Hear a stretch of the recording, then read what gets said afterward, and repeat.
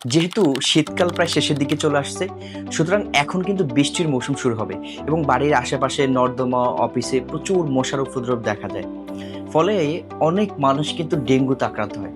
তাই যে আমরা ভাবছি যে ডেঙ্গু নিয়ে আলোচনা করব এবং ডেঙ্গুতে আক্রান্ত হলে বৈজ্ঞানিকভাবে কি করা উচিত এবং কি করতে হবে এই সকল বিষয় নিয়ে। তো প্রথমে জেনে নেই ডেঙ্গু কি। ডেঙ্গু সাধারণত একটি আরএনএ ভাইরাসজনিত সংক্রমণ যা এইডস এইচএফটি মশার মাধ্যমে ছড়ায়। বাংলাদেশ সহ উষ্ণ এবং আর্দ্র যে সকল অঞ্চল আছে সেই সকল অঞ্চলগুলোতে এই ডেঙ্গুটা অত্যন্ত গুরুত্বপূর্ণ একটি স্বাস্থ্য সমস্যা। এই ডেঙ্গু সাধারণত রোগীর শরীরে 3টি ফেজে যায়, 3টি ধাপে অগ্রসর হয়। তো আমরা আজকে সেগুলো নিয়ে আলোচনা করব।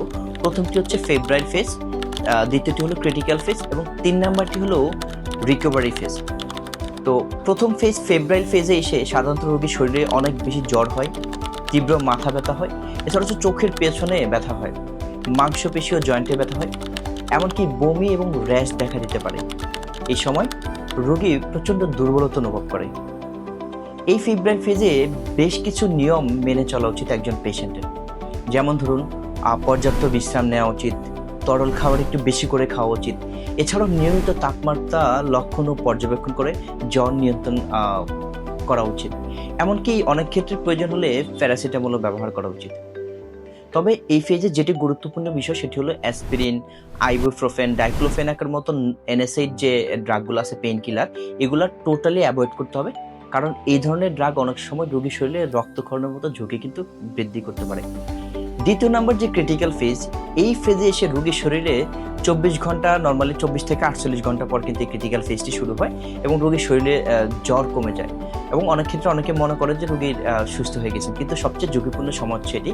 কারণ এই সময় হচ্ছে প্লাজমা লিকেজ হতে পারে রোগীর শরীরে, যার ফলে রক্তচাপ কমে যায়, প্লাটিলেট কমে যায় এবং হেমাটোক্রিট বৃদ্ধি পায়। অনেক ক্ষেত্রে রোগী কিন্তু শক পর্যন্ত হতে পারে এবং বেশ কিছু ওয়ার্নিং সাইন এই ক্রিটিক্যাল ফেজে এসে দৃশ্যমান হয়। যেমন ধরুন, তীব্র পেট ব্যথা করতে পারে, অবিরাম বমি হতে পারে এবং নাক ও মাড়ি দিয়ে রক্তপাত হতে পারে। অনেক ক্ষেত্রে পায়খানার রং কালো হয়ে যেতে পারে। তবে এই অতিরিক্ত দুর্বলতা এবং অস্থিরতা, এই লক্ষণগুলোর যে কোনোটি যদি রোগীর মধ্যে দেখা যায় তাহলে হচ্ছে দ্রুত তাকে হাসপাতালে ভর্তি করানো উচিত আর কি, বা করতে হবে। এবং 3 নম্বর যে ফেজ আসলে এটি হচ্ছে রিকভারি ফেজ। এই পর্যায়ে ধীরে ধীরে রোগীর শরীরে ফ্লুইড ব্যালেন্স স্বাভাবিক হতে থাকে এবং রোগীর সুস্থতার দিকে এগিয়ে যায়। তবে চিকিৎসকের পরামর্শ অনুযায়ী পর্যবেক্ষণ নিয়মিত করে যেতে হবে এবং শরীরের অবস্থা বোঝার জন্য নিয়মিত ল্যাব মনিটরিং করতে হবে। আর যার জন্য হচ্ছে সিবিসি টেস্ট অত্যন্ত গুরুত্বপূর্ণ, সিবিসিটা করতে হবে রেগুলার। এবং প্লাটলেট কাউন্ট কমে গেলে ভয় না পেয়ে, যদি কোনো রক্তক্ষরণ না থাকে তাহলে সেক্ষেত্রে অবশ্যই ভয় পাওয়া যাবে না এবং নিয়মিত হেমোডাইনামিক স্ট্যাটাস বা ইউরিন আউটপুট পর্যবেক্ষণ করতে হবে রোগীর শারীরিক অবস্থা বোঝার জন্য। এর পরবর্তী সময়ে এসে পুষ্টি বা ফ্লুইড ম্যানেজমেন্টটা অনেক গুরুত্বপূর্ণ এবং এটা এনশিওর করতে হবে। যার কারণ হচ্ছে ওরাল রিহাইড্রেশন সলিউশন বা ডাবের পানি খাওয়াতে হবে রোগীকে, স্যুপ বা পর্যাপ্ত পানি খাওয়ানোর ব্যবস্থা করতে হবে। এছাড়া হচ্ছে প্রোটিন বা ভিটামিন সমৃদ্ধ হালকা খাবার রোগীকে খাওয়াতে হবে, যাতে করে হচ্ছে রোগীর ইমিউন সিস্টেমটা বুস্ট হয় এবং রোগী দ্রুত সুস্থ হয়ে ওঠে। তো একজন ফার্মাসিস্ট হিসাবে আমার আসলে বেশ কিছু পরামর্শ থাকবে আপনাদের প্রতি। সেটি হলো, নিজে নিজে আসলে কখনোই ডেঙ্গু হলে ওষুধ সেবন করতে যাবেন না।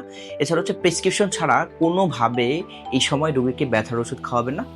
গুজব বা ভেষজ চিকিৎসার উপর নির্ভর করবেন না এবং চিকিৎসকের নির্দেশনা কঠোরভাবে মেনে চলার চেষ্টা করুন। এতে করে হচ্ছে খুব দ্রুত রোগী সুস্থ হয়ে উঠবে এবং সুন্দর স্বাভাবিক জীবনে ফিরে যেতে পারবে। ভালো থাকবে, সুস্থ থাকবে। আসসালামু আলাইকুম।